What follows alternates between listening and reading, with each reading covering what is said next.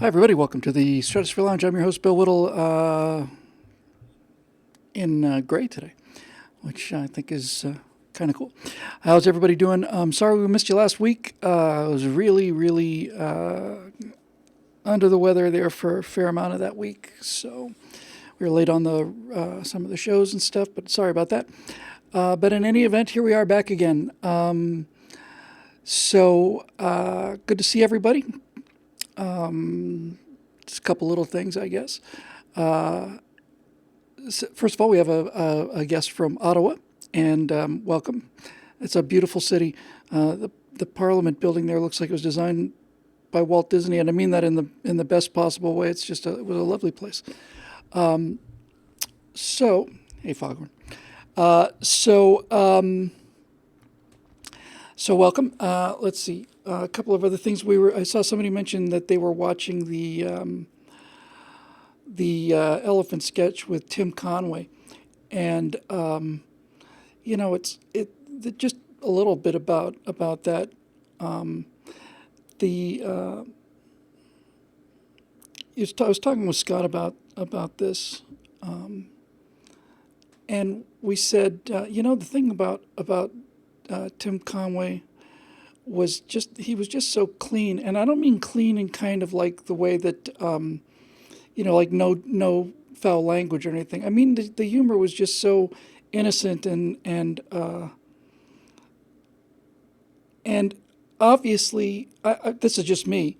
There's a lot of times that Tim Conway made me laugh, but it really was his interaction with Harvey Korman that to me was just I just couldn't bear it. I saw an interview where Harvey was talking about that.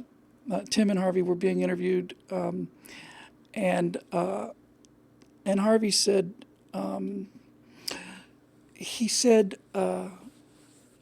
that people like to see that, but they can tell if it's real or not. And I completely agree with that. There's no way you could do that on purpose and have it work. It just wouldn't. The chemistry between those two guys and the love between those two guys was just great. I think Harvey Korman is a really undervalued comedy genius. I just loved him. I loved him. Everything he did, I was just crazy about it. I just loved that super affected kind of toffee nosed. Kind of guy that he played in Blazing Saddles and just did so often. But in any event, Tim Conway was amazing. And I have to admit, I'm a little embarrassed to say this, but when I heard that Tim Conway had died, I was really shocked because I had thought he had died 10 years ago. I did. One of the first radio shows it might have been the first radio show I ever did. So this has got to be about 2007 or 8, was his son, Tim Conway Jr., and Hedley Lamar. And I didn't think his dad was alive then. So, the sad part about it is obviously he'd been suffering from dementia for quite a long time. And anybody who's been through that knows what that's like. It is a long, slow goodbye. And it's, in the case of my mom, it was something that got worse and worse and worse. She's still with us physically. It got worse and worse and worse, and then suddenly got much better. There was a period there where she was remembering just some really awful things from her childhood. And then when I saw her last time, it was a little over a year ago, I guess, got a chance to talk. She got a chance to meet my wife, Natasha, which I was very, very happy about, both ways. Natasha points out to me that when I walked into the room, she recognized me for about 2 seconds, lit up for about 2 seconds, and then basically became a very happy, 4-year-old, 5-year-old. It's a tough thing. The Alzheimer's is tough. Starts off as just mildly annoying and then somewhat annoying, and then heartbreaking. But the dementia is gut wrenching. It's just horrifying. It's just really, really, really bad. And and then for at least for me, it got to be considerably better. I hope that was the case for Tim. And in any event, it's amazing, to be able to leave a legacy like that, make a mark like that. The other thing about Tim Conway and Carol Burnett, I just wanted to briefly touch on, because I've talked about this a few times. I'm obviously pretty hard on millennials and stuff, but I mean this without any rancor at all. I do really feel sorry for them in one sense, and that is that this is the first generation, and pretty much all of them will be the same in the future, like the millennials. But the millennials were first, that didn't have like the communal pop culture experiences that we had. When I was talking with Steve and Scott about Tim Conway, and those of you who saw the members only episode that went up, I think we made it public, about Tim Conway, and we were talking about the elephant sketch and the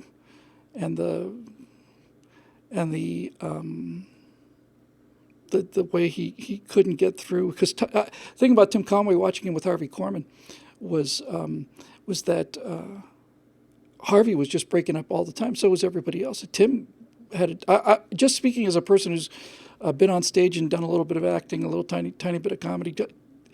The Tim Conway's level of control was really amazing. But I feel sorry for millennials, because when the Carol Burnett show was on, I want to say it was a Sunday night, but I don't remember. It seems like it'd be about that. But in any event, the entire country was watching at the same time. I mean, all of it. Kids were watching, and then parents were watching, and grandparents were watching, and we did it pretty much at the same time. Yes, they did a lot of their sketches. D.P. Wellman says they did the sketch twice. They did it.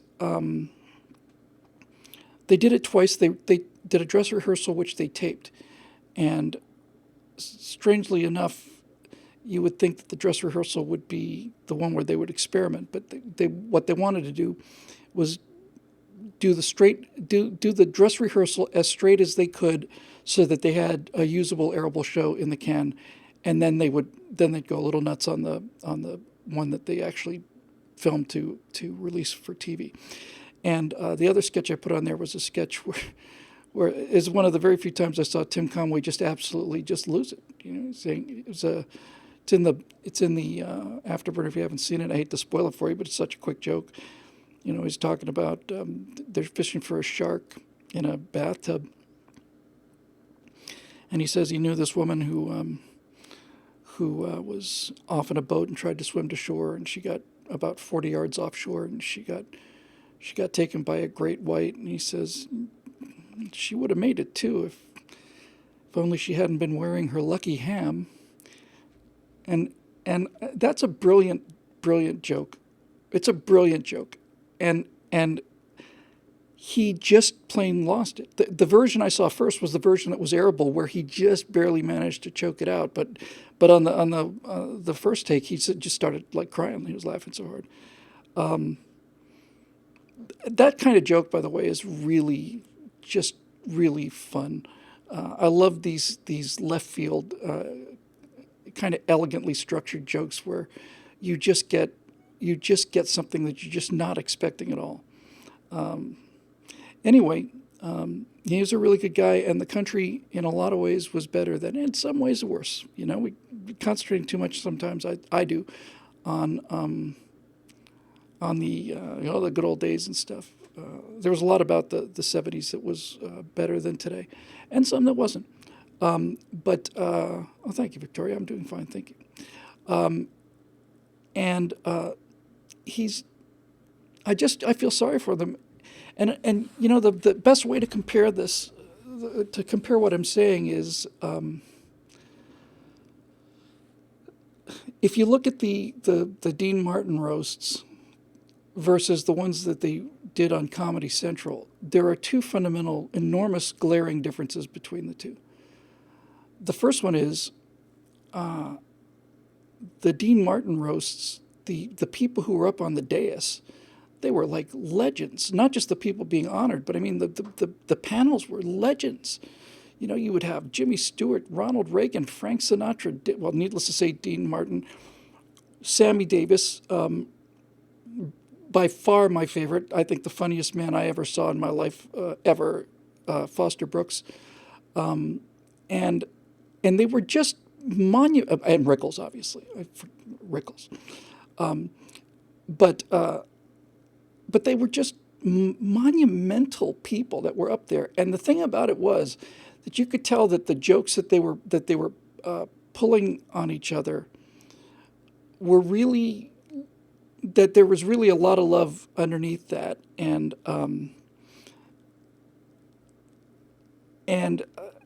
you could feel it.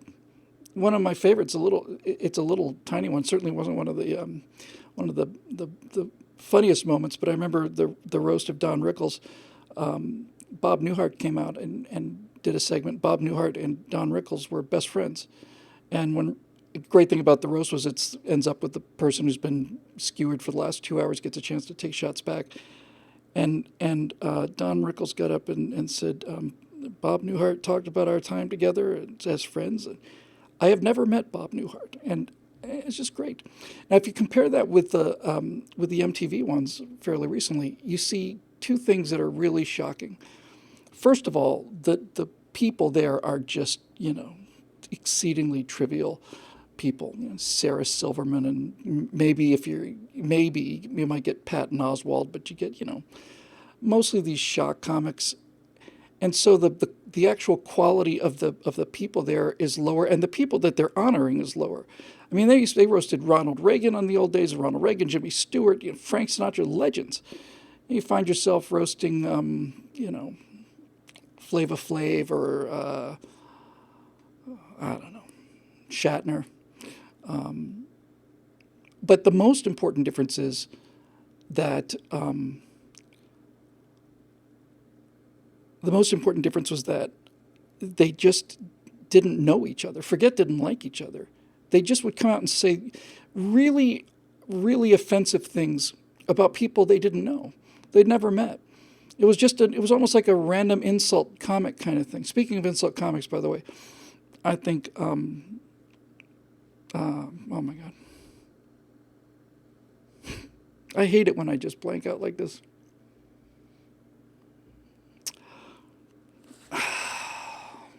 Sorry. It's like it's right on your tongue. And then it just doesn't show up. Triumph. I remember insult comic dog, but Triumph the insult comic dog makes me laugh a lot. Anyway, so yeah, I feel sorry for them because it was just so much more communal, so much more shared, and it was really, really just a lot of fun, and really just I don't know, I miss it, and I don't think young people appreciate the sense of community, that sense of not just the community of the people up on the stage on the roast, but the community of having the whole country watching the same stuff, regardless of what your politics were. This is what you watch because that's pretty much all there was. Anyway, so fair sailing, Tim, and thanks for the laughs. And if there's a good place to go to, I'm sure you're headed to it. There was one other thing I wanted to discuss before we get to the questions today. What the heck was it? I was talking with Scott about a topic for Firewall this week, and I was actually thinking about doing. He mentioned that some of these videos that we'd done had any kind of like a name or celebrity, thing. I was thinking about talking a little bit about celebrity, because it's a strange thing actually, but I decided not to do that. I'm going to talk about what our topic for the night is tonight. And we might as well just jump right in. So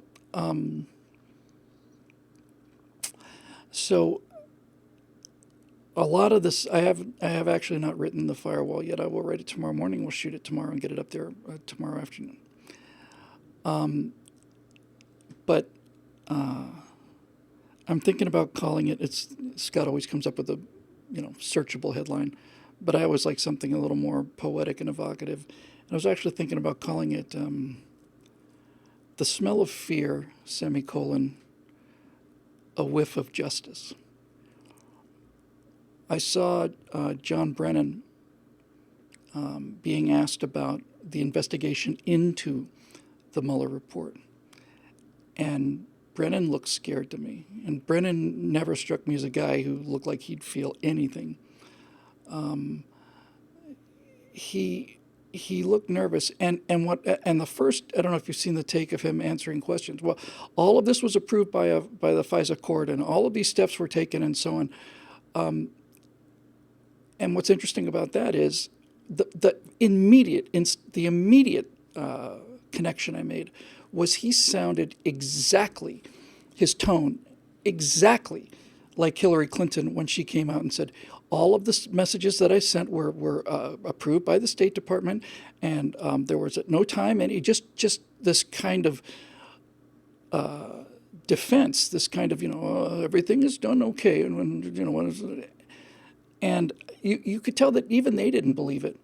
The one person, if I could pick the next president of the United States, if I could just select him or her, it would be Trey Gowdy without batting an eyelid. I would just instantly just make that happen.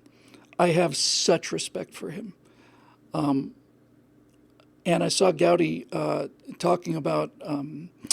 I don't usually watch Fox. I saw a little bit of some snippets. I was looking at it the other day, and Gowdy was on just a couple days ago, and the host played Brennan saying it was all approved by the FISA courts, and the Fox host said, "Well, Trey, what do you think about this? Is this a defense?"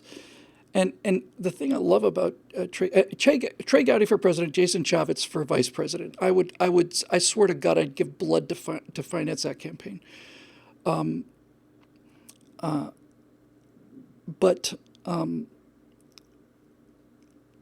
he said that, well, surely Brennan knows that the judges only approve these things. Excuse me one second. Hi. We're good, thanks. We're okay. Thank you. Have a good night. Bye. He said that the court has no investigative power. The court has to do what the court has to make its decision based on the evidence that's presented to it. And if the FBI comes to you and says, here's the evidence, the court has no way of knowing that the evidence was falsified in the first place. So it was just an incredible thing. A lot of people saying Gowdy was all hat and no cattle. I don't know. I can remember clearly pointing out to my wife and watching Trey Gowdy being the only Gowdy and Chaffetz, but mostly Gowdy, being the only person that had a bulldog grip on James Comey, on Hillary Clinton, on the other FBI clowns that they sent out to take the fall on their swords for him. I just thought he was pretty much the two or three of them alone, basically. I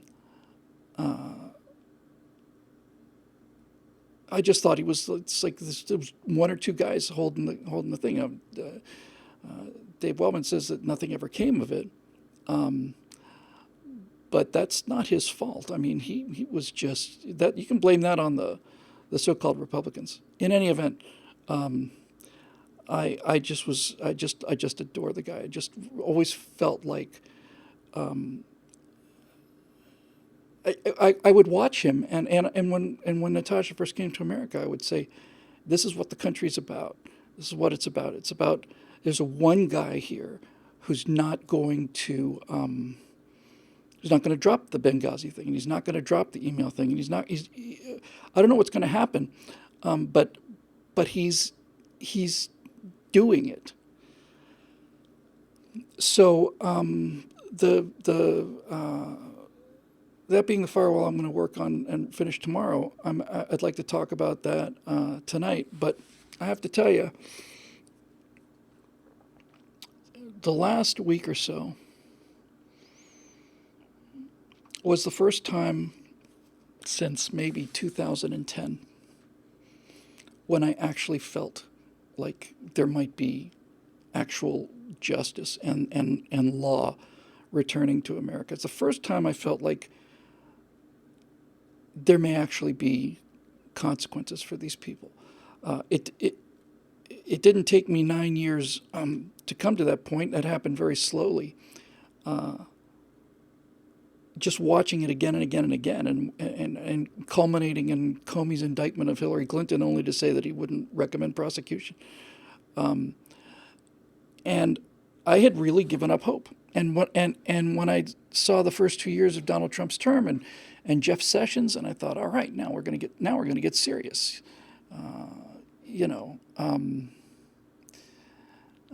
Hillary made some line in one of those debates, something about Donald Trump should scare you as president or something, and he said should scare you because you'd be in jail. And I don't remember. I remember thinking, okay, here come the indictments, and nothing happened. And Sessions recused himself and all the rest of this stuff. Now, Bill Barr is not an impressive guy to look at. He reminds me a bit of what's the matter with my head today?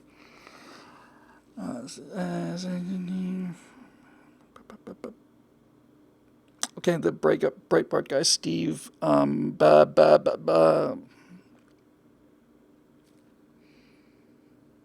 It'll show up in 3 seconds. 2, 1. Bannon. I beat the response. I beat the response. All right, Steve Bannon. Reminds me a little bit of Steve Bannon. Now come 9 of them. Thanks, guys. But Barr, honest to goodness, looks like he's serious about this. And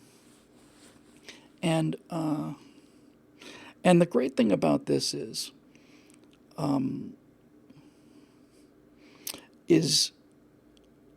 I would, if it were me, I would be willing to, I'd be willing to cut deals. I'd cut a lot of deals because I'd want to take it as high as it could go. And as high as it could go, most people think is Hillary Clinton. But nobody talks about the fact that of the 30 or 40 or 60,000 emails that Hillary Clinton had on her private server, significant number of those were to Barack Obama. I mean, the president must have known that he was replying to emails from a Secretary of State who was responding on a non-secure server. So I'd like to see Comey and Brennan in jail very much, very much. But I'd give up Comey to get Hillary. I don't think I'd give up Hillary to get Obama. Maybe I would.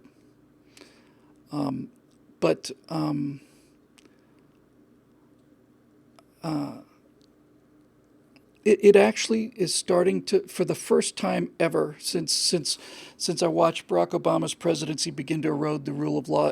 Really, I remember the beginning of it. I remember it was, how long was Obama in office when his first attorney general said that he wasn't going to go after this Black Panther intimidation because he's not going to go after his own people. And I remember thinking, Eric Holder, we're all your people. This whole country is your people. But that was right out of the gate, right out of the 2008 election. Oh, so the Justice Department's not going to prosecute these people because politics. I don't know. It just, for the first, and I'm not counting on it. I mean, that's how discouraged I am, to be honest with you.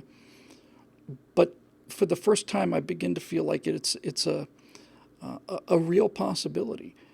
We always, when we talk about things like the deep state and all the rest of this stuff, which apparently really does exist. I mean, there's your superstars of the deep state, Brennan and Comey. And one thing that I find a little bit encouraging is that when you see this kind of treasonous malfeasance and corruption going on, and when they get away with it, you're tempted to think that they're getting away with it because they're all criminal masterminds and they'll never be caught. But they're not. They're not criminal masterminds. All it needed was daylight. It just needed an actual investigation. Now, I've been utterly convinced that the whole thing about, oh well, Barr, what Barr said about the redacted Mueller report, Barr can't be trusted and Barr should be in jail and blah blah blah. All of this is designed to destroy Bill Barr's credibility, not because of what he said about the Mueller report. He wouldn't have said it if it wasn't true. He wouldn't have said no, there's no collusion there if there was collusion. He's not an idiot. So the reason they're attacking Bill Barr so much is because they know that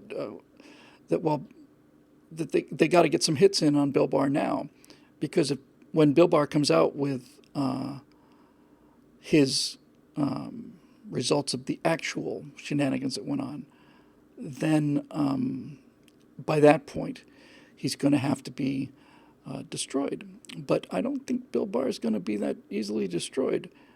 As somebody said a few moments ago in the comment section, Bill is a guy who has no F's to give. It was horrifying watching Brett Kavanaugh, because Kavanaugh did have some F's to give. It was just watching him be assassinated in front of the nation was just hard. As somebody who's been through a shade of that, it was just brutal to watch. Needless to say, and this is the point I'm starting to come to, is why I'm feeling a little bit more confident about things. Needless to say, they're going to do everything they can, but that actually doesn't really matter. What matters is the law. If there was anything in there on Trump, they would have him, but there's not. And there is stuff on. There's no question about it. It's not like, hey, he said, she said kind of thing. I mean, all the evidence is there. What you end up with is kind of like, my God, it may actually come down to what it's supposed to be. Supposed to be about the law and evidence. It's not I'm not on a witch hunt for Democrats. I'm on a witch hunt for criminals and liars. And but I repeat myself. No, but seriously, I mean, there's plenty of Republican, so-called Republicans, or so-called conservatives anyway, who I thought should have been behind bars and or at the very least evicted from the Congress. But I don't know. I'm actually starting to feel like it actually may happen. It was one guy came out. It was about a week or two ago. He was a State Department. I don't think he was an aide. He was like an assistant something or other, mid-level guy. And he basically just came out and said, "Oh, yes, of course we knew we were communicating with Hillary Clinton on an insecure server. Of course we knew." And so that's a serious violation of federal law. And we watched Hillary Clinton walk away from that. But now, like I was saying a minute ago, now I would say to this guy, you testify on our behalf, and we will we'll give you you get the conviction, and then you will that'll be it. And trade him for Hillary. Trade low level guys. I'd rather. I'm now. This is just sheer conjecture, but as much as I'd like to wipe the smile off of that, am I just having a problem with memory today?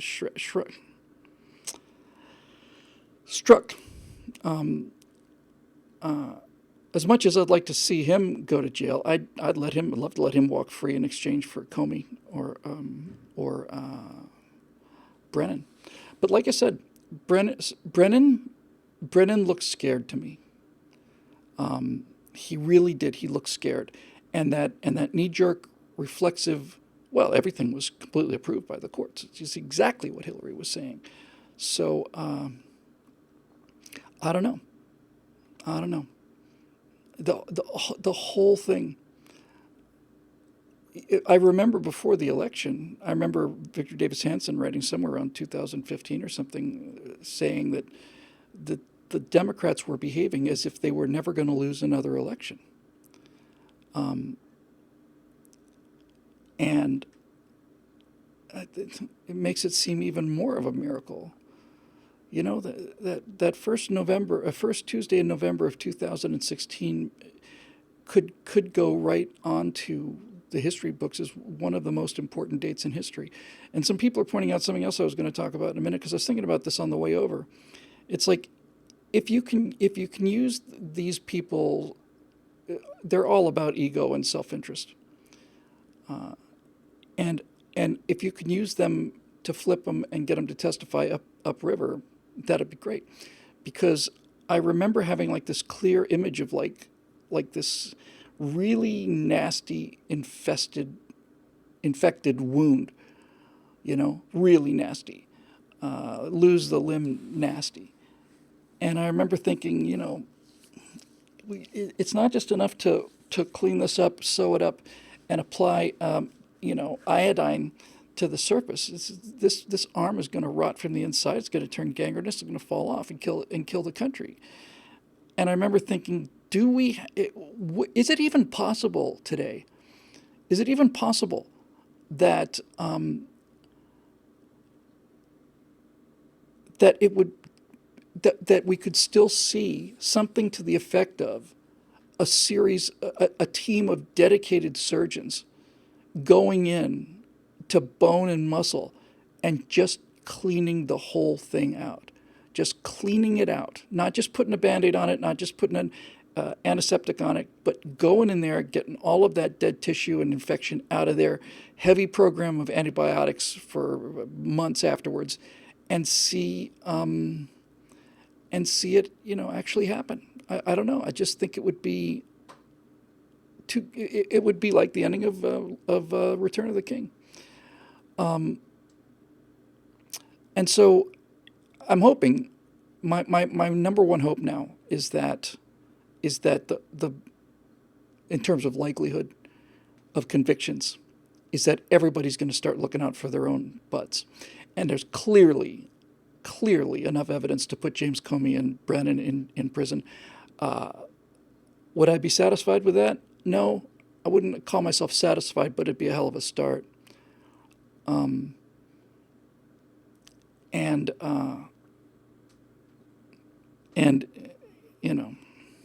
What a thought. So anyway, that's our topic for tonight, for our questions. And we'll do a couple from Facebook, and then we'll march over to BillWhittle.com, do a couple more. But as I said, Brennan, who I did a picture search for him when we talked about him on one of our shows, either Right Angle or Bill Whittle Now, a couple of months ago. I did a picture search for the guy, and he looks like, every picture of him looks like Uncle Fester. And there's none of him smiling.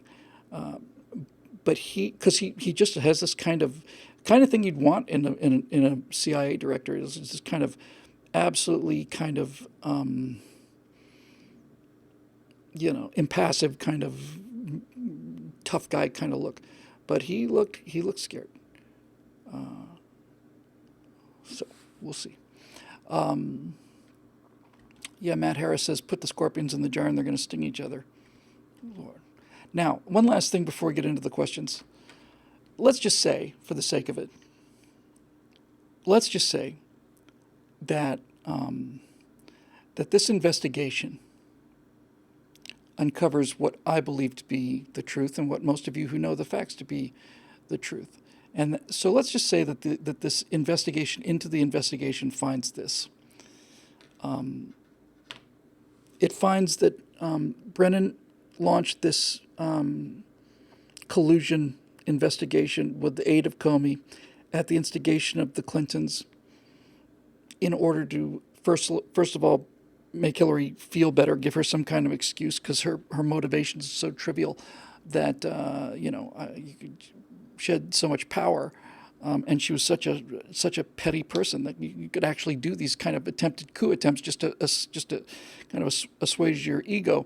But so let's say it was that, and let's also say that the investigation into Trump and Russia was designed as which is what I think, was designed also as a preemptive strike, a spoiling attack. In other words, it's a raid on an Air Force base because you know that Air Force base is going to soon launch an assault on you. So you make all these accusations about Donald Trump. You repeat them again and again and again in the news for 2 years about Donald Trump and collusion. And when the time finally comes to get to Hillary Clinton and criminal collusion, you've already discredited Trump and all of the other people and so on. And this is what we talked about before. But what if it doesn't matter? I mean, there's one lesson I learned from the Obama administration, really just one lesson that I learned, and that is if you could take over the Attorney General's office, in fact, just the Attorney General, if you could find a crooked Attorney General, then everything else after that is moot, because you can then weaponize the IRS, and if it gets discovered, no charges are brought. How many IRS servers had data erased at exactly the same time, all the backups as well, by some kind of computer glitch? Was it 6,000 or something like that? Sure, 6,000 independent accidents erased the same exact data on 6,000 machines, including the backups, which is why we have backups in the first place. I don't actually believe it. So, what if that actually happened? What if it went all the way, and you got indictments and convictions against Comey, Brennan, Strzok? I'm missing a few on the way intentionally. Indictments against Hillary Clinton, against Uma Abedin, against Susan Rice for treasonous undermining of the country. And they're Iranian agents. I have no doubt about it. None. This is our primary enemy in the world right now, is Iran. And the President Obama's closest advisor and Hillary Clinton's closest advisor are both Iranians with a kind of a pro-jihadi look. Seriously? So what if the whole thing actually got to the point where you had indictments? What interests me then is how would the country take it? We know how they would spin it, but how would they take it? In other words, if you were to clean the whole thing out and just do it, I'm not even talking about re-election now. I'm just talking about, would it be,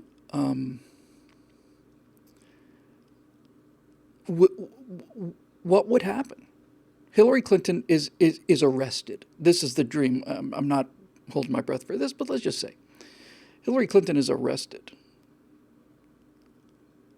We know how this would be portrayed. It'd be portrayed as this now is the absolute evidence for anybody who couldn't see it before. It's obvious evidence of Donald Trump being a Nazi and all this stuff. And we know what the media would sound like, and we know what that 30% of the country would do, and how they would sound. But the question is, what would actually happen? I mean, I shouldn't even be asking this question. It breaks my heart that I should have to, but this is what I've been dealing with for the last 10 years. Is it even possible that somebody that highly placed, listen to me, I sound like I'm talking about the Politburo, because I am. Is it possible to get a conviction? Forget about the perp walk and all the rest of it, but could you get a conviction? And what would that mean? Certainly, a third of the country would not believe it. They just wouldn't believe it. And so what happens there? I don't know. I don't know. I know you've got perjury charges against Hillary Clinton, and again and again and again. Um, I keep coming back to those two statutes. I mean, you can read the law, and the law says if if you do not turn in all of your records, that is a felony, punishable by 1 to 3 years in prison. And if there's evidence that you erased or tried to alter in any way those messages, that is a separate felony with a similar punishment, and further carries the stated ban in the legislation that says you can never work for the United States government in any way again. So I don't know. I think a lot of it is going to have to be. Well, needless to see, this is why I've been saying about the going upstream and trading people off, right? So you trade off some low level guy like Struck. I'm speculating. I don't know the details of this, but let's just say you give Struck immunity, and in exchange for Struck you get Comey, and then you give Comey immunity in exchange to get Hillary. Now, the reason that I say all of this is because that's the only kind of a scenario that I can see the majority of the American people buying, having a chance to buy. In other words, if Barr comes in with a pack of evidence that's to the ceiling, it's not going to matter to half of the country. The only thing that the country will, I think, listen to is it would be if FBI Director James Comey, facing charges, then provides the evidence to indict and convict Hillary Clinton. That's the only thing I think. And it's kind of strange, isn't it, that on some level, the country is so divided that the only way you could even have a chance of making this, just having the American people just swallow it, it's not based on the evidence. The question is, would you be able? You're actually depending on the defendants, these horrible traitors, because it's exactly what it is. It's not like a joke. This isn't a joke. This isn't like, oh, hey, well, we did this, and I mean, you can. It's reprehensible, but you could say that the IRS denying conservative 501c3s is a joke. I don't think it's funny, but it's not. It's not the kind of news that stops the earth from rotating. But this is a coup, and and the corruption in the Obama administration. I just thought, my God, is it even possible? So we'll take some questions and stuff. But is it possible? I don't care about them going to jail. I don't. In fact, I think you can make a pretty compelling case it'd be good for Trump to pardon them. But is it even possible that somebody could? Well, clearly Hillary's guilty. That somebody could finally have the keys to, indict Barack Obama for crimes, open up his sealed records and find out, his actual nationality, whether this is one of 5 social security numbers he has, and all of this stuff. Maybe he was born in Hawaii. I don't know enough about that. I suppose it's probably likely, but I also think it's likely that he went to, was it Malaysia? And was registered in an Islamic school as a Muslim. And if his father, his stepfather, Sotero, had officially changed his nationality, Indonesia, thank you. It changed his nationality, and he didn't change it back, then he's ineligible. Forget the natural born citizen stuff. He's just, I mean, I don't know. It's just insight now, and I'm bracing myself to be disappointed. But look, even if all you get is Brennan and Comey, if that's all you get, the big fish who put the thing in motion would walk. But if you got Brennan and Comey, it would be tougher in the future to pull this kind of stunt again. And that is what I'm mostly interested in. Is I'm interested. Yeah, it's just like, and Mobile Moto here says, like, Pocahontas getting her Harvard job on the false assumption that she was an Indian. I mean, is it really just hopeless to assume that a wave of truth, could just kind of clean this whole thing out, restore the country to law? And for those people who say, or who think that I'm being partisan about this, I don't know. If it turns out that if it turns out that this investigation shows that Donald Trump committed felonies while in office, then Donald Trump needs to be removed from office and go to jail. But it turned out it didn't show that, and I just want law. I'm not saying that Republicans are immune from doing these kind of things. They're certainly not. One of the reasons Hillary Clinton is as corrupt as she is because the press allowed her to be.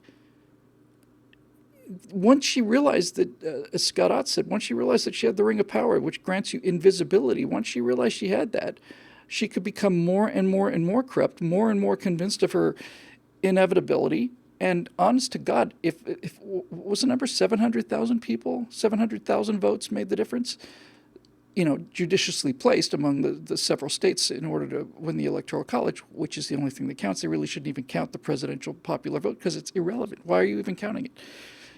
It's actually kind of it's misleading to count the presidential popular vote.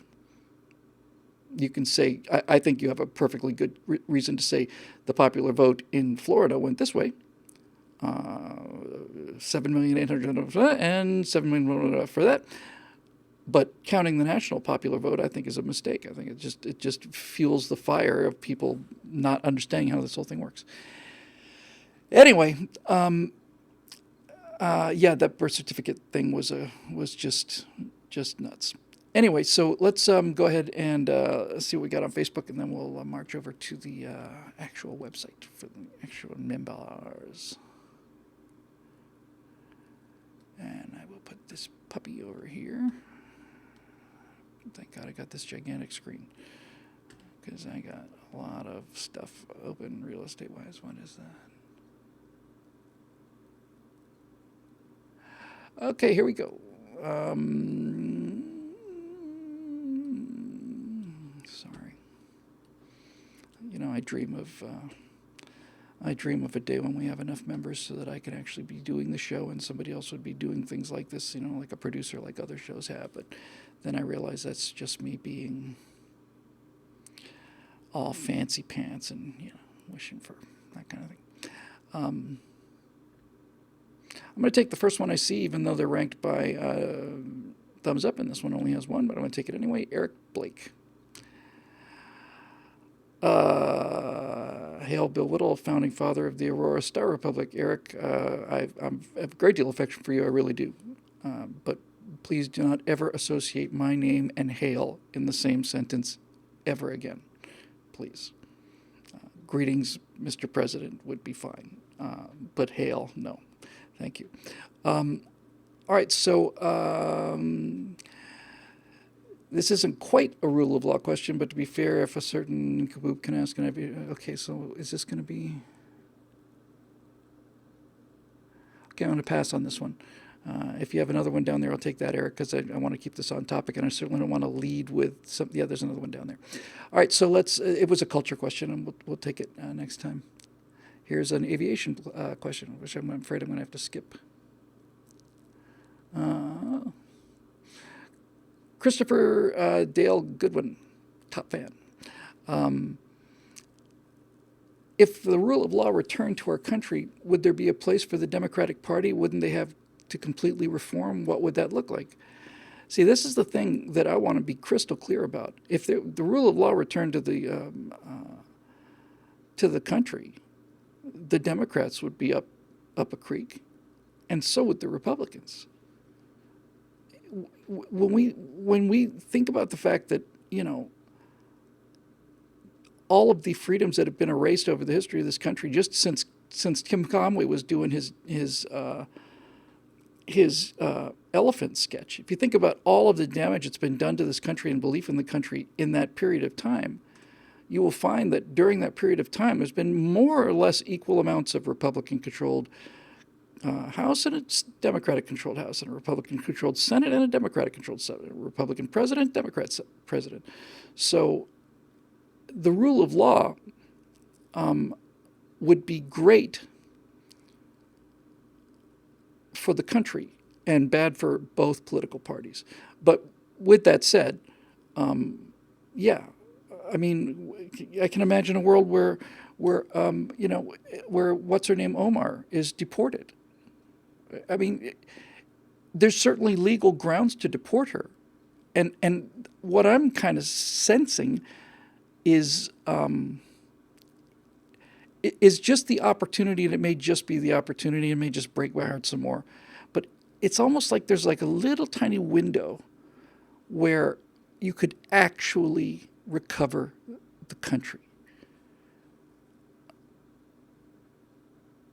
You'd have to, and if that were to happen, then the election of 2016 would be the most significant event in the history of the country after the founding. So how about that? What a thought! Just all of it. And if it turned out you ended up rounding up a bunch of Republicans who were breaking the law, even better, as far as I'm concerned, even better. Because I kind of want to be where the truth is, and that's pretty much been my goal the whole time. So we'll see. All right, moving on. Steve Darrow. Hey, Steve, top end, Steve Darrow. Says Article 1, Section 8 of the Constitution, I like it already, provides for what are commonly called the enumerated powers. The EPA, the FCC, FAA, SEC, DOT, and virtually all the alphabet agencies don't seem to fall within the enumerated powers. Are these instances of government involvement even allowable within the scope of the federal government in the first place? No, they are not allowable. They are not. This is why they all have to go. I would now we're entering the realm of practical fantasy, but now we're really entering the world of saving the country. Let's look at them again. It was a really good selection. The Environmental Protection Agency, the Federal Communications Commission, the Federal Aviation Agency, Security and Exchange Commission, and the Department of Transportation. All of these gigantic federal agencies have their fingers in something that there is no constitutional authority for. Except that there is, although not in the way that they want it. Since the Constitution, and look, I think the Constitution is divinely inspired. To this day, after doing this for 10 years now, I keep every now and then I'll run into somebody and say, well, I guess the Constitution kind of missed that one. It's like, no, they haven't missed any of it. It's all there. It's absolutely all there. So to answer this question in terms of is there a government place for it, the Constitution says no, there is no federal place for it. But the Constitution also says, in that magnificent, most underestimated of all of the documents in the Constitution, the 10th Amendment says that any powers not specifically granted to the federal government shall devolve to the states or to the people, which means that if you want to have an environmental protection agency for California, fantastic, march on. And most states would want something like that in 1960s and 70s when there was mercury in the rivers and the Great Lakes were completely sterile, and so when I say that they don't belong there and they need to be removed, I'm not saying that that the functions that they have to serve. It galls me to say that I'm having a hard time. I can see the EPA being a state-based organization. I can see the Security and Exchange Commission. I don't know. They didn't do a super great job in the past. Department of Transportation, there's absolutely no reason for. The FCC is becoming more and more irrelevant as more and more of our communication moves from on the air, actual broadcast signals, to the internet. So I think we could see the FCC go. I don't off the top of my cuff know how you would do the FAA on a statewide basis, but just because I haven't thought about it doesn't mean it's not easy to do. Right now, when you travel from Los Angeles to New York, you're handed off to a number of different control centers. Los Angeles Center is one, and I think Klamath Falls is the one in Utah. So there, as you fly from LA to New York, you are handed off at least 3 or 4 times, maybe more. You go to Cleveland Center, and then and you probably could find a way to manage that on a statewide basis. So maybe what I'm trying to say here is that that the FAA, as much as I hate to say it, the FAA has some functions that I don't know. Look, don't get me wrong. I'm not like, yeah, hooray FAA. I'm a private pilot with 1,000 hours. So yes, it's inconceivable. But there are some issues there that would be a little thorny. For instance, if you had every state doing its own air traffic control, not only would there be more handoffs and stuff, but what happens to a flight that just nicks a corner of a state, which would be happening all the time, So I don't know. What? Yeah, interesting. I have to think about that. But in any event, virtually all of this can go and should go. And when I say go, I don't mean disappear. I mean it should just move down. The Department of Education is a great example. We have a Department of Education, and Common Core was the attempt on the left to make sure that every single school kid in America got the same progressive indoctrination as every other kid. And they seem to have failed in that. And so when I say the Department of Education needs to go, that doesn't mean that that I think that there should be no departments of education. I just think there should be 60,000 of them. I don't know how many counties there are in the U.S. Off the top of my head, that number sounds about right. 6,000, I don't know, whatever. But yeah, why don't we? The Department of Education should be replaced by local municipal departments of education, and some of them will do things that are just boneheaded stupid, and others will do things that are really working, and there will be a way to tell which ones are working, which one isn't, and then other municipalities or whatever would be free to change that, change their curriculum. So let's say I've got the LA. Let's say I've got the LA Unified School District, and I've got it in a sane world. There is no Department of Education anymore. Forget all the. I've just got an area of schools like the size of Los Angeles, and I've got scores on what reading comprehension are and graduation rates and how our students are doing in science and math and all the rest of it, and it's appalling. Now, if it turned out that they were doing something in Columbus, Ohio, where the graduation rate was up 20% and the comprehension scores were double, then I would say, well, whatever you guys are doing, why don't we do some of that? But all of it would be great. We did a segment on sunset laws in Idaho. Don't move to Idaho. You do not want to move to Idaho. It's a wretched place. But I'm not joking, that I think you should really sunset everything. And as I said on that Bill Whittle Now, if you didn't get a chance to see it, and if you didn't, shame on you. But if you didn't get a chance to see it, I really am serious. I think every single law in the books ought to be, on December 31st, is null and void unless it has been renewed by the legislature, including laws against murder, which I imagine would be renewed promptly.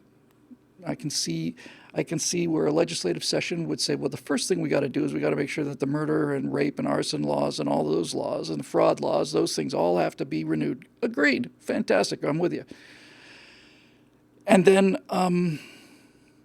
as you spend more and more time, this is what I want. I want legislators to spend as much time as possible not making new laws. Anything that makes them not make new laws makes me happy. I made a compelling case that for a couple $1 billion you could save the country by having them spend all of their time in the Cayman Islands. But anyway, Yes, I agree, Steve. They need to go. And then Scott had the breathtaking clarity to say, now imagine if that was what happened to the budget process, because we don't argue about the entire discussion we have about spending is not about whether an agency is worth spending its budget on. It's all about what kind of increase will these agencies get. But what if all these agencies had to basically account for their money? What if NASA had to show why they're spending as much money now as they were when they were actually flying 4 space shuttles? What if their entire budget was up for review every year? All of it. You had to justify all of it.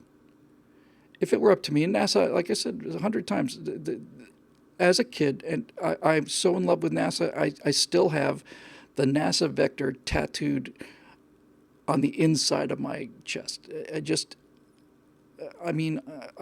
loved it. But now I would say if NASA's doing $13 billion a year or whatever, what they were doing back when they were flying space shuttles, I would say cut them down to maybe one or two, and make virtually all of that money go to exploration. And the rest of it is get the hell out of the way. Exploration. And maybe a little money for the kind of research that doesn't provide an immediate payoff. NASA should be doing probes to other planets, and NASA should be developing things like Vasimir thrusters and nuclear rockets and all the rest of it. That's what NASA should be. They should be a government coordination center with a very small staff. Somebody's got to run the launch pads. I'm fine with NASA administrating the launch pads at Kennedy and the rest of the place. So for use for SpaceX and Blue Horizon and all the rest of them. But yeah, I think they all need to go, and then you'd have to start asking questions like, there's really just one. Somebody asked me about this once. They said, "Well, what is the bill? Well, what if you're so set against these high taxes? What taxes do you think we should pay?"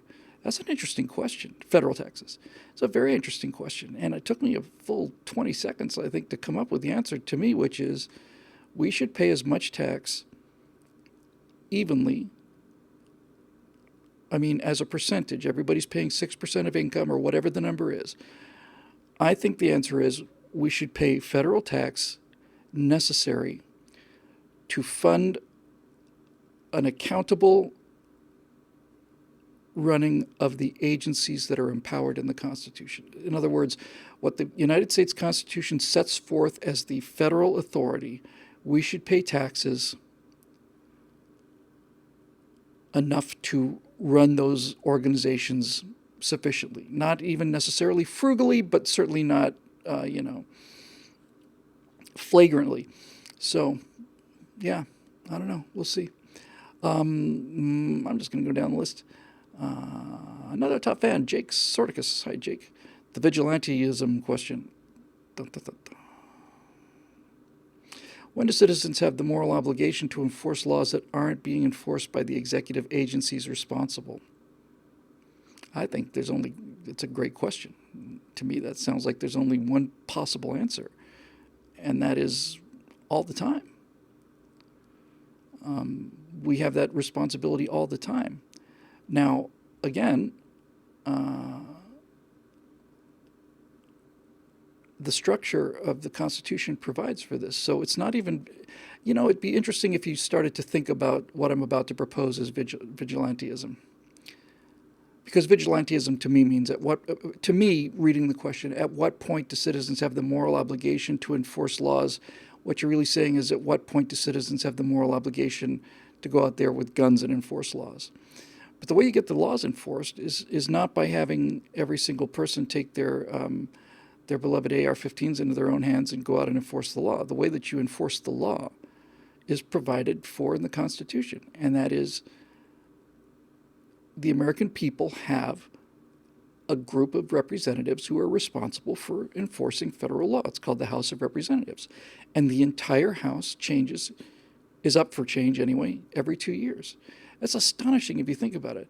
This Congress, that person's elected, reelected. A day could come, theoretically, where the entire House of Representatives is composed of rookies, of people who've never been there before.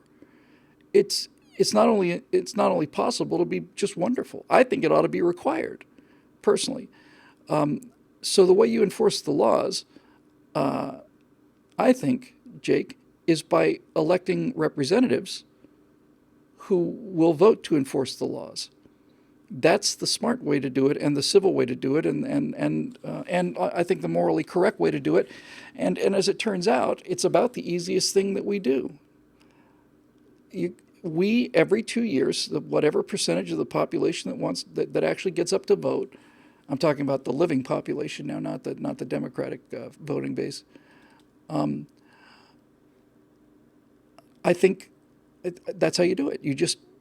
And this is how the founders expected it to be done. Founders basically said, no, of course, the country's going to run into problems. Of course, the American people will make mistakes, and of course there will be charlatans and liars and cheats who are convincing, who managed to get away with murder for a while. But the fact that we can flip the entire House in every 2 years is a remedy that the American people have for making mistakes.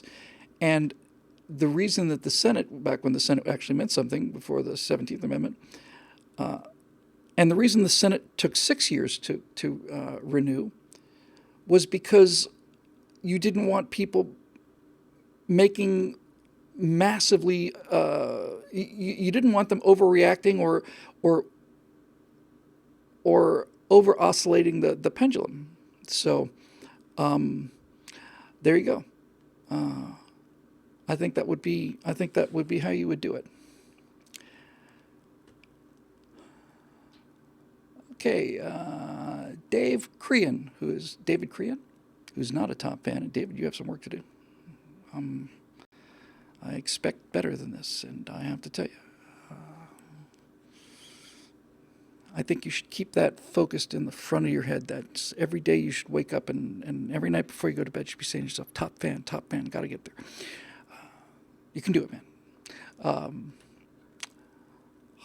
Says the federal government forced states to comply with desegregation during the 1970s by threatening to cut off federal funding. Why doesn't the Trump administration do the same to sanctuary cities?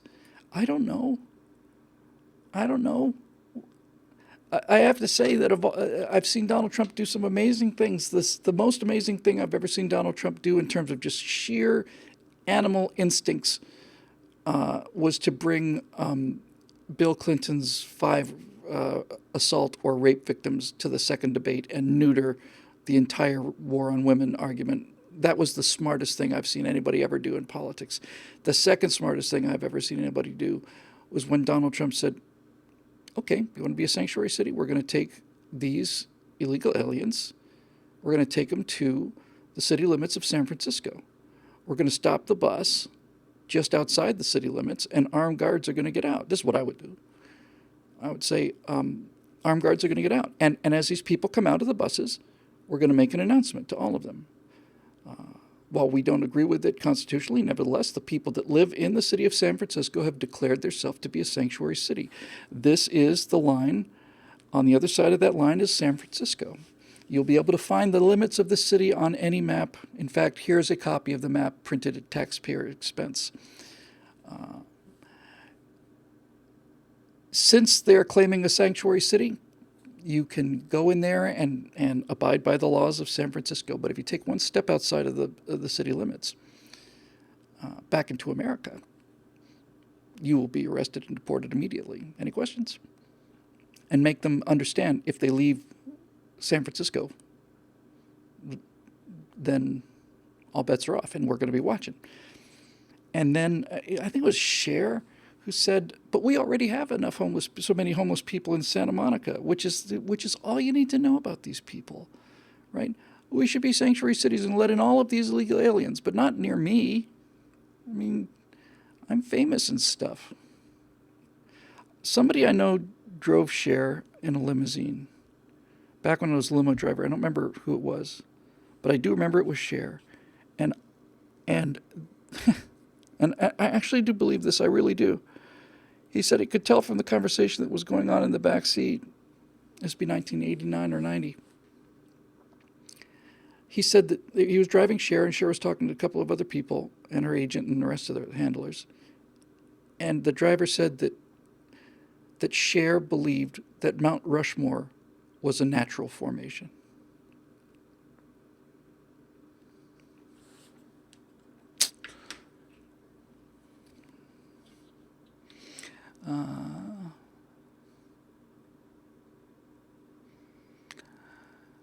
Top fan Christopher Dale Goodwin says it would be easy to list Democrats, but which Republicans should be punished in the in the event that rule of law returns. I kind of covered that earlier. Whichever ones are guilty, Chris. I mean, whichever ones are guilty, go after them all. I want you to go after them all. As I said about half an hour ago, I said, and if Republicans are included in this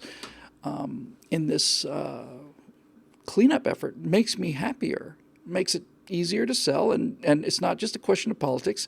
If there are Republicans that are committing crimes, then they need to go to jail, and then we would have our country back, which would then be okay. This is the law. The law applies to everybody. What Hillary Clinton, just as an example, her great damage to America is not the incredible security breach and all of the data and information that she got out. Her damage to America is not all the lies she tells. Her damage to America is not Benghazi. The damage to America is that Hillary Clinton is so obviously guilty and she's walking free. She is an example of a system of law that is based on an aristocracy. She's untouchable. She's one of the untouchables. She's above the law. And that's where things stand right now. Right now, Hillary Clinton is above the law. I don't think I could say that about Comey or Brennan because I don't think I've seen the law really go after them yet. But Hillary Clinton is above the law. And no one should be above the law, and least of all, that particular specimen. That's why the thing to me that matters is the conviction, not the prison sentence. In fact, if you really want to torture Hillary Clinton, I was saying this before the election even, you really want to torture her, you get a conviction, felony conviction, you get 20-year prison sentence, and then Donald Trump pardons her, not on her behalf, because by all accounts she should go to jail, but on behalf of the half of the country that voted for her and all of the people who staked their hopes on her. I'm pardoning Hillary Clinton for their benefit because they were taken in by this charlatan and liar and traitor and psychopath. She's a psychopath. I'm not a fan of Barack Obama at all. I think Barack Obama's a lying son of a bee, and I think he's a traitor as well. But he's not psychopathic. And neither Comey is a clinical narcissist, and so is Brennan and stuff. But Hillary Clinton is genuinely barking mad. I'm sorry. That's a really good point Eric Blake just brought up, and it's an extremely important point. It's a very good point. When I say pardon her, that's what I said, and that's what I was thinking. But Eric's got a much clearer view of this. You don't pardon her; you commute the sentence. Pardoning her is basically getting it off. Just commute the sentence is what I meant to say. That's certainly what I meant to say. It's like, okay, now you can go now. But yeah, pardon. I agree. She should have this felony conviction hanging over her for the rest of her life. I was watching some of that, going back and looking at 2016 videos a couple days ago. I was looking at all those videos of Hillary's neurological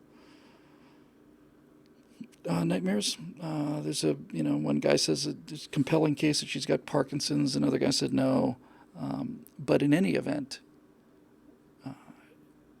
she went, 269 days without a press conference? She was a very, very sick individual, and I am believing that she has not gotten any better since then. We just haven't seen her stumbling or coughing or falling or any of that stuff, since we don't see her every day like we did when she was campaigning. Pretty good evidence that some of these. Well, I don't know if anybody's seen it. I mean, the whole country. If the whole country should have been riveted. This should have been like the Zapruder film, and it should have shown every night on public. Should have shown every night on all of the networks, and she would never have even been nominated. And that is the event that she's at, where she's standing on stage. Something flashes. She looks over. She goes into that vapor lock. And immediately out of nowhere, this I think he was a doctor. This large black man walks up behind her, puts his arm around her, and says, "Everything's okay. We're going to just stay here, and we're going to keep talking, and you're going to be fine." And then Hillary's still looking out into space, and she says, "Okay. Anyway, here we are. I'm just gonna keep talking," and And three guys dash in there to prevent her from either collapsing or he literally, honest to God, literally put the words in her mouth. She just absolutely parroted what this unknown individual said to her. And so you got to figure that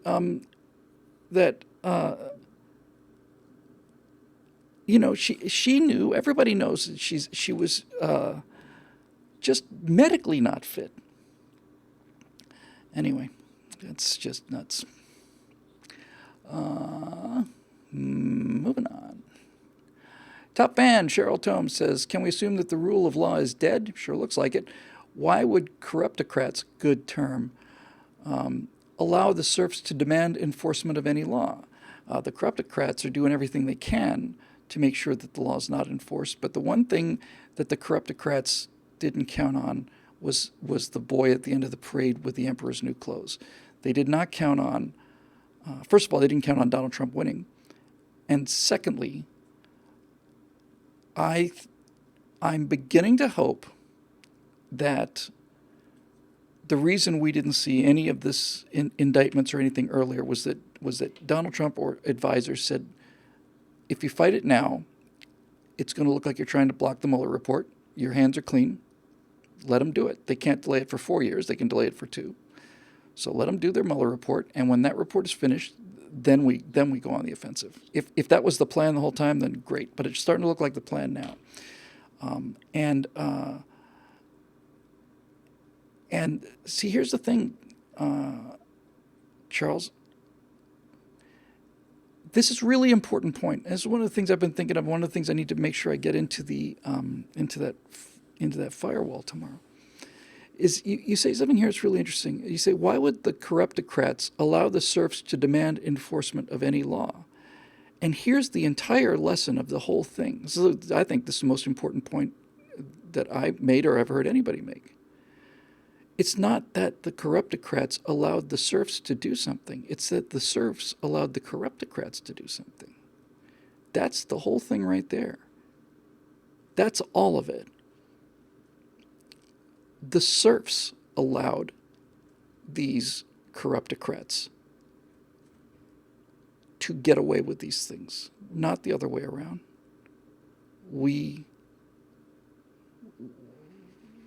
That's the whole story right there. We let it happen. We let it happen, and we keep letting it happen. And if we ever decided to stop letting it happen, then everything would be it'd be like click your heels and you're back in Kansas. It would just be just that simple.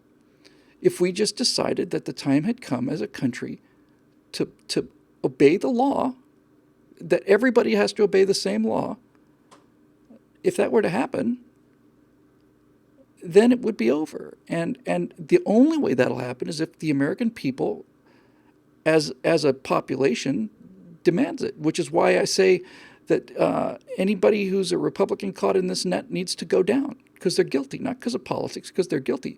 But if they go down, then hopefully the other half of the country will see that this is not a partisan counter coup or anything. It's just simply, look, we just want the law enforced. And we can agree to disagree on everything, as we have in the past, but but the law's the law, and and you don't get to declare your city a sanctuary city. You don't have the power to do that. You can provide city services for people if you want to do that, but you don't get to declare that San Francisco is not part of the United States of America when it comes to border protection. Just all of it. Just follow the law. And then, of course, your immediate reply would be, well, the laws are racist. And that led me to think about something, because I caught a little glimmer of something on, sometimes I listen to Sirius XM comedy channels, and Kevin Hart has a channel. There's a show on there called The Earthquake, which is just plain batty. And this very, very angry black man was saying that the problem's not with the police shooting people. The problem is the problem is the law. And he said, the law says that if a policeman feels like he's threatened, he can kill anybody he wants to. I'm pretty sure that's not what the law says. But what it got me thinking of is, all right, so let's just take a municipality, take Compton. If look, and there's no question there's some abuse, police abuse, no question about that. I'm not trying to pretend that's not there. But take Compton. If you're so convinced that the police are utterly corrupt and murderous, then here's what we'll do. Compton is all yours. Compton, within the city limits of Compton, there will not be any LAPD or any LAFD for that matter, and you can police yourself however you want to. The reason I agree with the reason I like these kind of things is by granting them the premise, as we said many times. It's the best way to defeat the argument. What if you were to take this guy, this angry guy, and say to him, okay, if you absolutely have this conviction, and the majority of citizens in Compton feel this way, then put it up to a municipal vote, and if it passes, there will be no LAPD in Compton. The cars may need to occasionally move through Compton, but they will be legally prevented from acting in Compton. You're on your own. Let it go. There, see, and look, I got a feeling that if you did that things would become so unmanageable so fast that people started appreciating the police. But it's possible that the people in Compton could come up with a system that works better for them than the LAPD. And if they do, then that's awesome. That's great. So it's a win-win. Either, complain about the police and the existence of the police, and there's some things to complain about. But rather than trying to fix the transgressions, and I have a very, very, very strong hatred of crooked cops. Or I really have a special place for them. So if you've got these guys who are either violent without cause, or they're shaking people down or whatever, those cops need to go to jail for the rest of their lives. They should be held to a higher standard. I think they should be. In fact, I know they should be morally held to a higher standard in terms of punishment for these kind of things.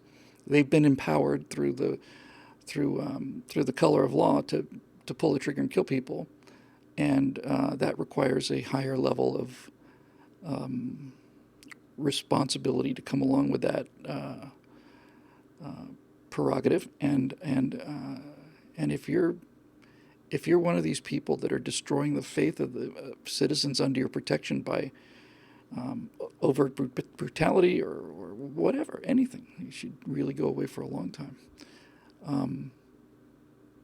So the nice thing about that is that I'm not. Somebody said you can't have the country. Mobile Moto says, I don't care for ruining the country to prove a point. See Venezuela, California. It's like, I'm not talking about ruining the country. On the contrary, I'm talking about having a small part of a city ruin itself as experiment and as a object lesson, and as conceivably as a possible solution to the problem. That's what I think is so swell. Joseph Talbot, what's the difference between a government and a protection racket? Very simple. The government has the force of law behind it. That's it. What makes it's not a question of value. I've got my $1 trillion bill buried here somewhere from real currency from the Bank of Zimbabwe. And I'm not an expert in this, but one way to look at it is to look at money and to understand, which I dimly understand, the concept of legal tender. Money, let's just say money as a medium of exchange. I'm not talking about the U.S. dollar. I'm talking about money as a medium of exchange. You can pay for things any number of ways. Bitcoin, transfer funds and all the rest of it, work it off, whatever. But legal tender means that you are required to accept this money if it is presented to you. That's my understanding of legal tender. It means that if somebody presents me with a dollar bill to pay for something, I have to accept it. I have the choice of accepting something else, but I have to accept that. That's why it's legal tender. And so the money system, the U.S. dollar money system, has got an insane advantage built into it because it is required. You're required by law to accept it, no matter how worthless it becomes through debt or inflation or whatever the case may be. You have to take it. And I say get rid of the legal tender requirement and then just pay people in whatever form they find best for them in terms of getting paid. Roy Hamill says there's an example, a couple of videos on YouTube of people trying to pay their mortgage with cash and the bank's not accepting it. Yeah. I didn't know this until a friend of mine, Jeremy Boyd, talked to me about it. He bought a house and he basically said, and I still don't understand this very, very clearly, but basically he said that this house, and just for the sake of it, so we don't embarrass anybody, I don't know what the cost of the house was, but for the sake of it, we'll say it's a $1,000 house. It was more than that. But basically, what he said was, it's not like the bank has $1,000 in the bank vault that they then pay to the guy who owns the house and that they expect me to repay over 30 years. That's not it. When I sign this mortgage, $1,000 is going to be generated out of thin air. $1,000 will appear. It will appear as a $1,000 debit in the bank's records. And I have signed a piece of paper saying that I will reduce that negative 1,000 to zero plus interest. But the money was invented when the mortgage was signed. I don't know. I have to say this about the money situation. If I woke up tomorrow and I found the entire city burning and people were, roasting rats on spits over burning tires, I would not be the slightest bit surprised at all. Not at all. But at the same time, something's still working. And I suspect it's like it's going to continue to flail itself along as long as the payments on the debt, not the debt, that's never going to be repaid. That $25 trillion is never, ever, ever, ever going to be repaid. Everybody knows it. So I'm assuming that as long as the payments on the debt continue to be made, people will stick around for the ride. But in any way, I don't know. You start to get into the money situation today and you're dealing not with economics, it's more like metaphysics, really. Trying to get through as many of these as we can here. Get through all of them. Might be able to. So let me move faster here. Yeah, it's still going to be a reach. Eric Blake. Hey, Bill, I've been thinking.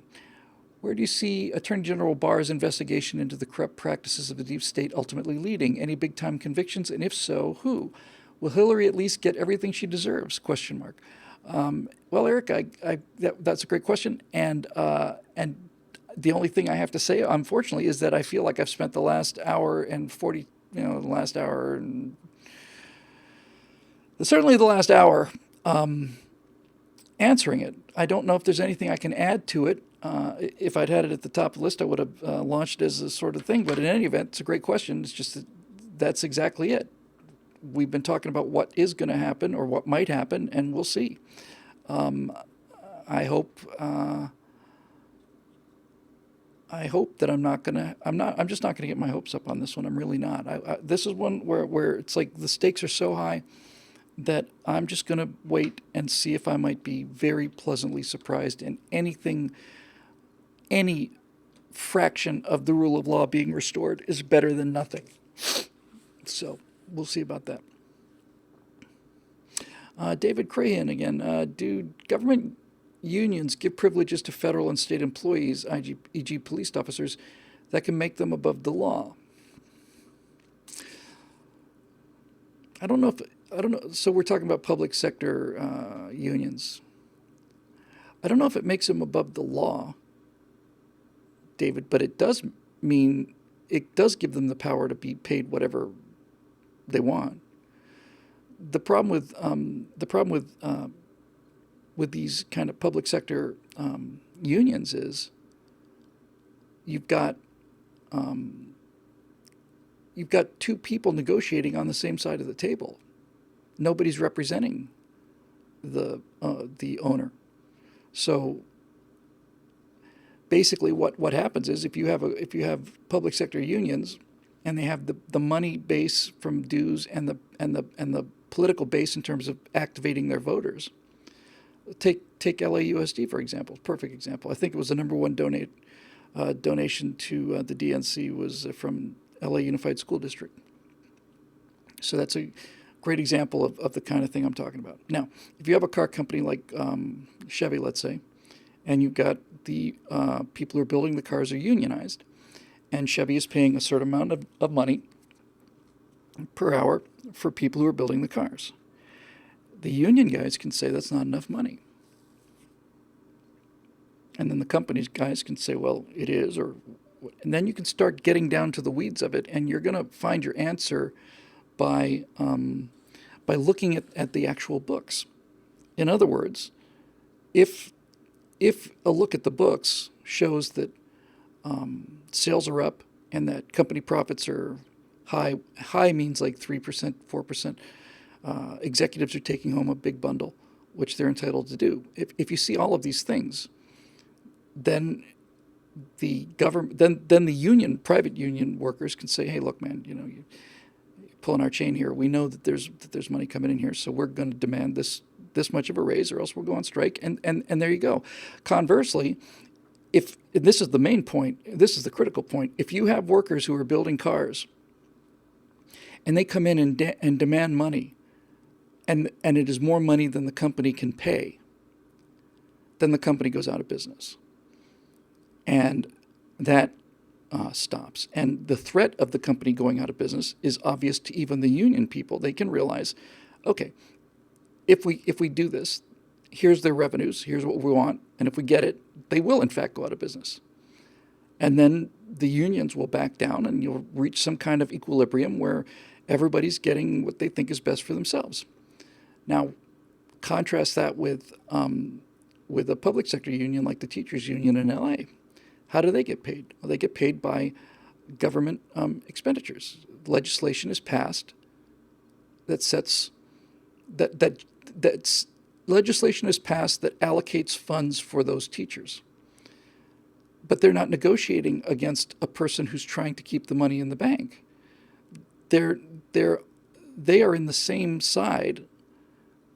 They're joined at the hip to the politicians.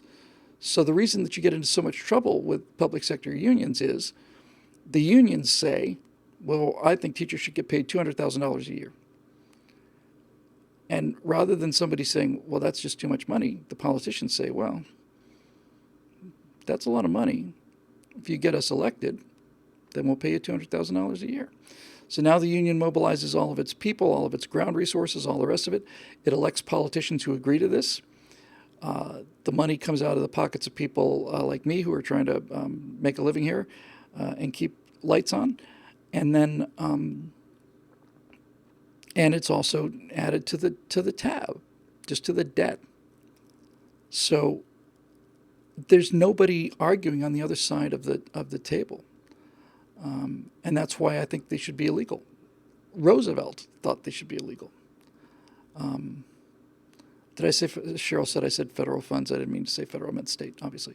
But you get the idea. There's nobody, they can demand whatever they want to from the politicians.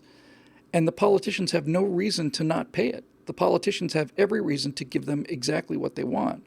Because the politicians, unlike the management versus the workers in a private sector thing, in the public sector, it's not the workers versus the politicians. It's the workers and the politicians versus the taxpayers, and we see the result of this. Let's see.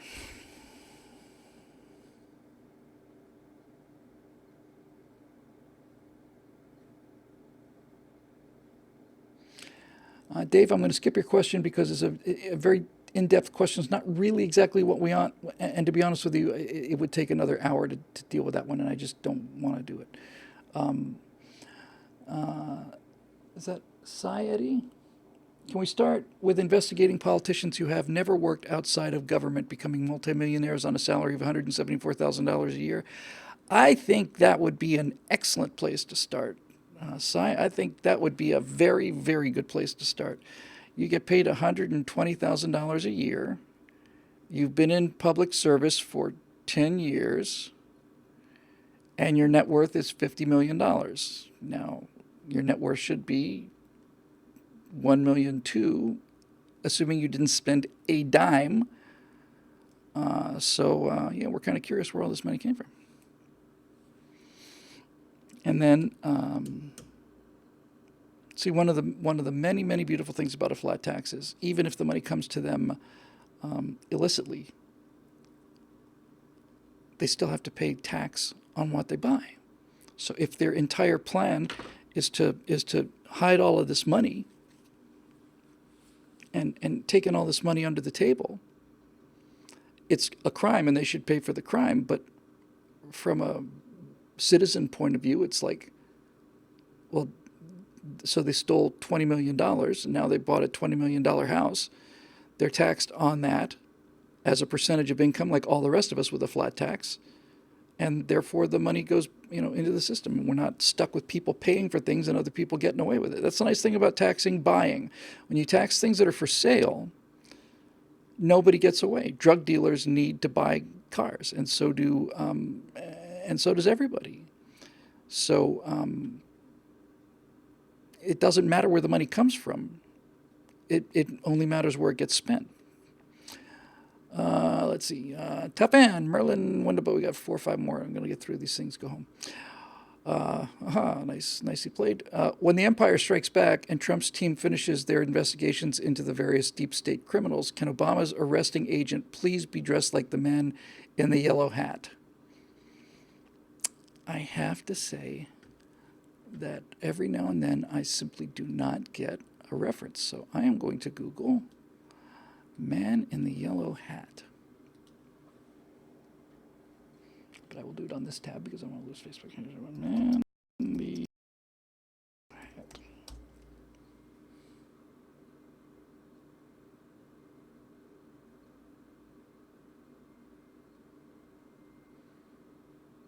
Is this got anything to do with Ted Shackelford?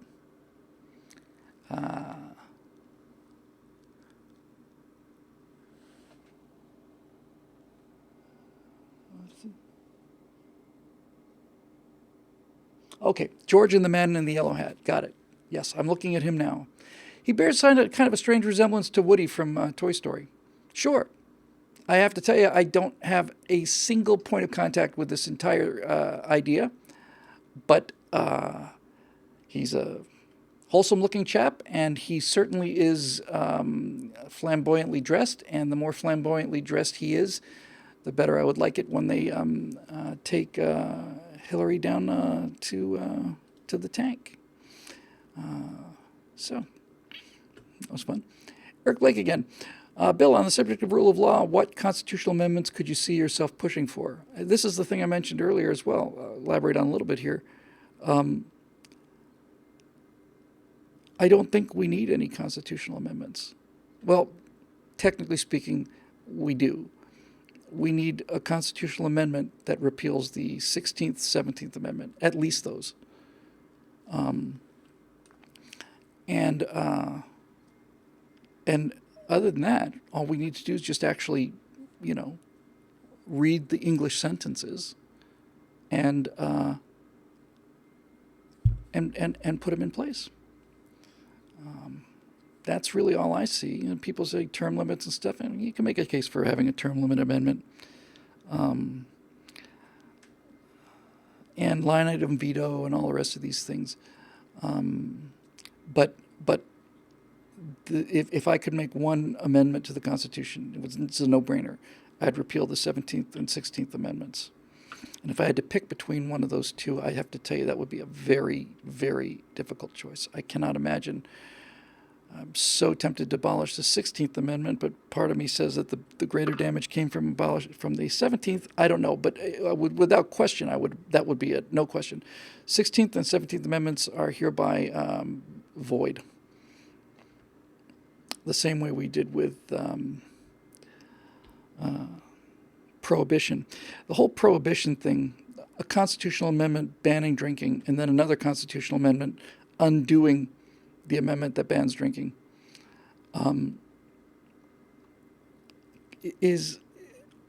it bothers my sense of order, which if you saw my desk, you realize is not particularly strong in terms of my physical environment, but mentally, it bothers me that there's this kind of, you know, departure. Oops.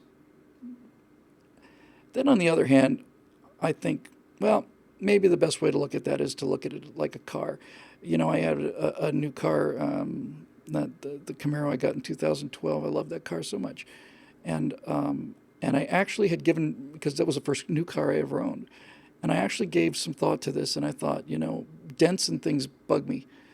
So what I should probably do with the Camaro is I should go out and buy a tiny little silver hammer, something really ornate, big enough, you know, maybe like that big, the head that size, a silver hammer. And then I should go find some part of the car that I find I don't look at too often, and then I should take this silver hammer and put a pretty decent sized whack into the car. Now the car's got a dent in it, and now it's just a matter of other dents. You know, it's just, okay, so now we've got more dents. So that's kind of how I feel about that. I'd love to see them undone. Uptick Mix says that the Equal Rights Amendment is rearing up again. That's not even close to having any chance of passing. Let's see. Tough fan Steve Young says Aliens and Sedition Act. How about that? You know, if you enforce the now, needless to say, the Aliens and Sedition Act had a lot of problems with it, and was in many ways just a vile piece of legislation. But I can say, in the present time, if you were to enforce the law against illegal aliens and sedition, a lot of people who should be in jail or out of the country would be in jail or out of the country. I'd love that. You know, by the way, I think we ought to. I think banishment is highly underrated. I think we should. Look, I'm not saying we should arrest Antifa because they disagree with us politically. I think they're welcome to disagree with us politically as much as they want to. In fact, if people were arresting Antifa simply for disagreeing with us politically, I'd be thinking about getting out the gun in order to protect these miserable bastards, because that's how it's supposed to work. But since there are criminal assaults going on, I think anybody like that, you know, who's like anybody who smashes windows or something, I think you ought to say, here's what you're looking at, 3 years in federal prison or banishment. You give up your U.S. citizenship. Find some country that'll take you. I think it'd be awesome.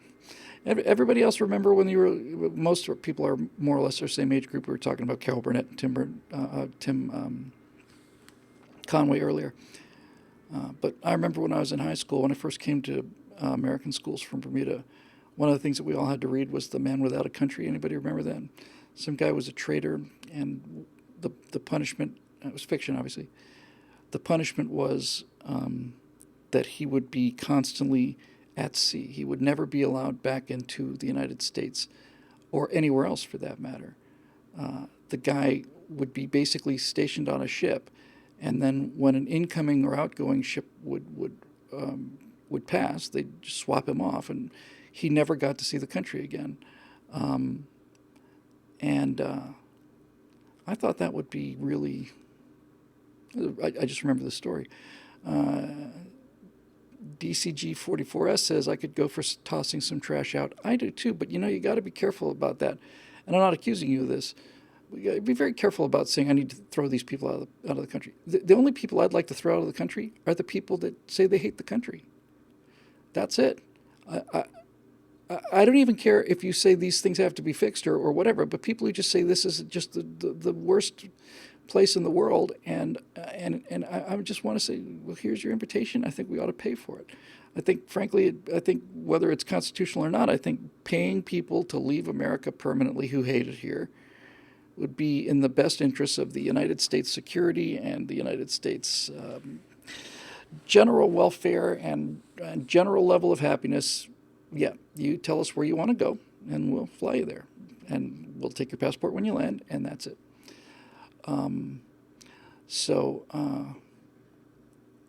Yeah, they don't want to leave because this is why you can have the reason you can have Bernie Sanders socialism is because you've got kids living in a capitalist society talking about socialism. If they lived in a socialist society, they'd be talking about capitalism and how much they wanted that, and they'd be living a lot worse. I just think that they ought to.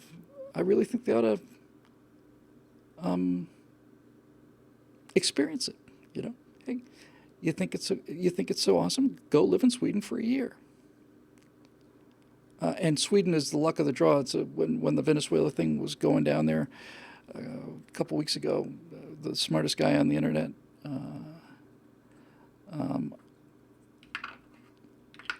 Iowa Hawk said. You saw the riots and cars, the police cars running over people, and Iowa Hawk put out a tweet showing this police car plowing into citizens in Venezuela, and he wrote, but the brochure said Sweden. And, even there they would be surprised at how much they wouldn't like it, I think. There's a Swedish word for strange people. The Swedes, I don't know an awful lot of them. The ones I've met, I was not particularly enamored with. They just seemed very, very, almost like robotically passive. I do remember reading that that Sweden, that there's a word in Swedish that means just sufficient. In other words, you go over to somebody's house and you feed them dinner, and the best compliment that they can pay you was that it was just sufficient. In other words, enough food for me not to be hungry, but not so much food that any was wasted. It was just sufficient. Somebody might know what that word is.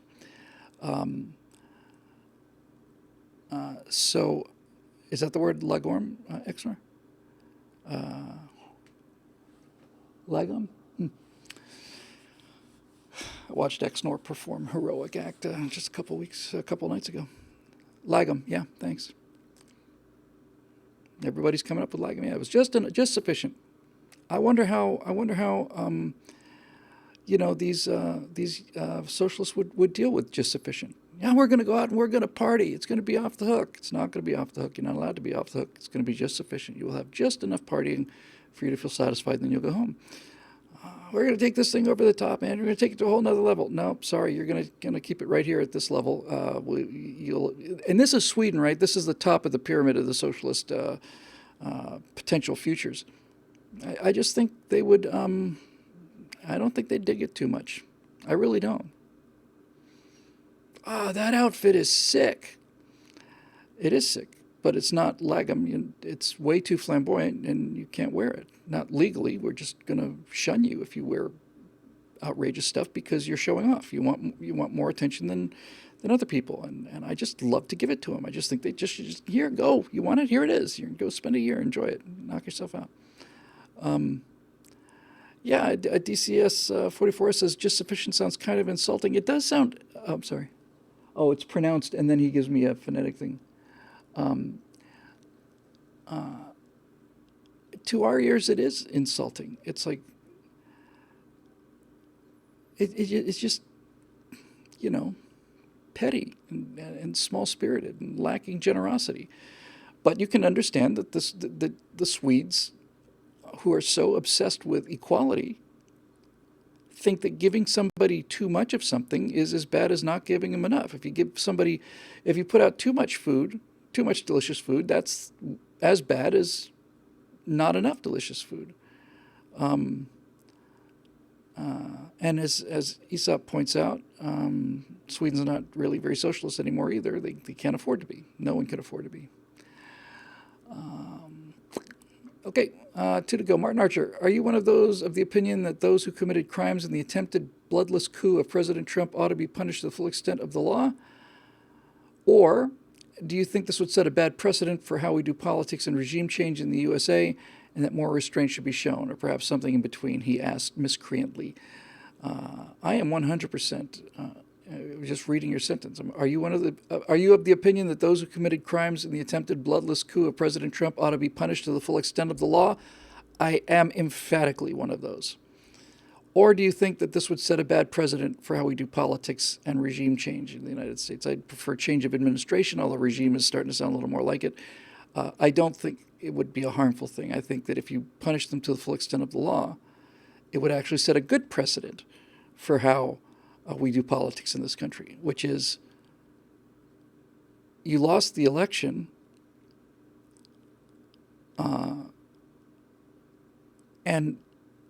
and that means you don't get to be president. And furthermore, it means that the guy who did win the election does get to be president. And if that's not agreeable to you, you're welcome to your own bitter opinion. But if it turns out that you're going to break the law in order to make sure that that happens, then you need to go to jail for the rest of your life. Yeah. Yeah, absolutely. Last one, and then it's time for me to come home. Coming home, Elizabeth. Here's a big one. Yeah, it's a big one, baby. Al- Alx, cool. ALX, what? Sorry, Walson. Militia, citizens grand jury, doubtful. We need professionals despite 12 years of time wasting. I think this kind of goes to the whole thing we talked about a little bit ago, and that is that the way to get the rule of law enforced is by electing representatives who are going to enforce the law. And I do think that, as I said earlier, the salient point of this entire goat rodeo is not that these deep state operatives have allowed the American people to do this or do that. Is that we've allowed them to exist. The American people have created this thing. Let me rephrase that. They didn't create it. They allowed it. They allowed it by not stopping it. And you should have done that in the beginning. I'm trying to think if I can remember the first case where I remember clearly thinking that the rule of law was just being violated, just like shockingly so. Nothing comes to mind, but that doesn't mean it won't later. Okay.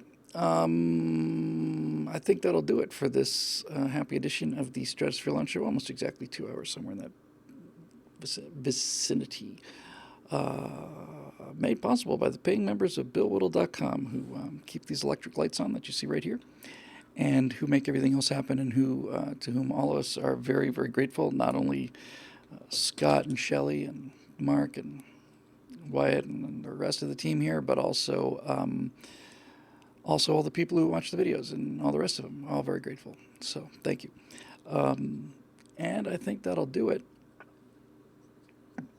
And so I suppose we will see you next Thursday night right here on your very own Stratosphere Lounge.